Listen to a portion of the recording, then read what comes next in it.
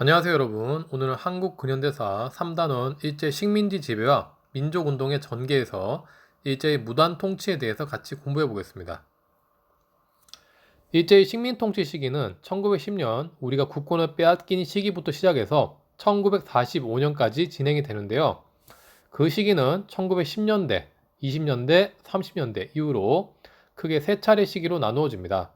오늘은 1910년대에 대해서 같이 공부해 보겠습니다. 자, 1910년 대한제국이 국권을 빼앗은 일제는 식민통치기구로 조선총독부를 설치하게 됩니다. 당시 조선총독부의 최고 통치권자인 조선총독은 일본의 육해군 대장 출신인 군인 관료가 맡아서 강압적인 분위기를 연출했습니다. 조선총독 아래에 주요 관직 역시 일본인이었습니다. 일제는 한국인의 정치 참여 기회를 준다는 명목으로 중추원을 세우긴 했지만 실제 아무런 역할을 할 수 없다는 점에서 유명무실한 기관이었습니다. 일제의 한국 통치 방식은 전체적으로 강압적이었습니다. 이전 임진왜란 때부터 그랬고 특히 개항 이후 일제의 계속된 경제 침탈로 한국인들의 일본에 대한 감정은 좋을 수가 없었습니다. 이에 일본에서는 이를 힘으로 눌러야겠다고 생각해서 강압적인 통치 방식을 택한 것입니다.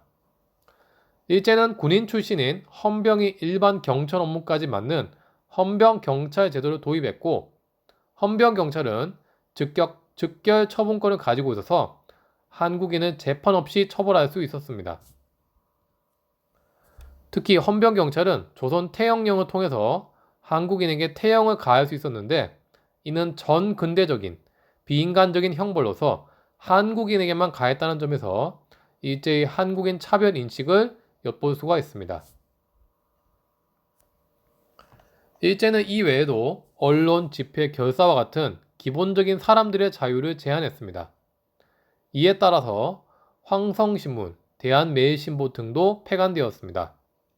교육에서는 1차 조선교육령을 발표했고 일본어를 국어로 바꾸어서 교육 시간을 크게 늘렸습니다. 반면 한국인 교육은 보통교육 내지는 실업교육에만 초점을 맞추어서 고등교육은 받지 못하도록 제한했고 교원에게 제복과 칼을 차게 해서 위압적인 분위기를 형성했습니다. 1910년대 일제는 회사령을 선포하기도 하는데요. 이는 한국인의 회사 설립을 억제해서 민족 자본의 성장을 가로막고 한국을 원료 공급지로서만 이용하기 위함이었습니다. 1910년대 일제의 경제 정책으로는 토지 조사 사업도 빼놓을 수가 없습니다. 이는 식민 통치에 세금을 확보하기 위한 것으로서 일제는 토지 조사 사업을 통해서 토지 대장의 누락된 토지를 파악해서 세금 수입을 크게 늘렸습니다.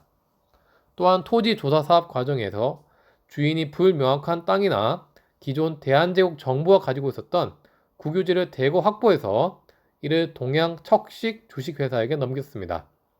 동양척식 주식회사는 이 땅을 다시 일본 농업 이주민에게 넘겨서 결과적으로 한국 내 일본인 대지주가 많이 형성되는 결과를 초래했습니다.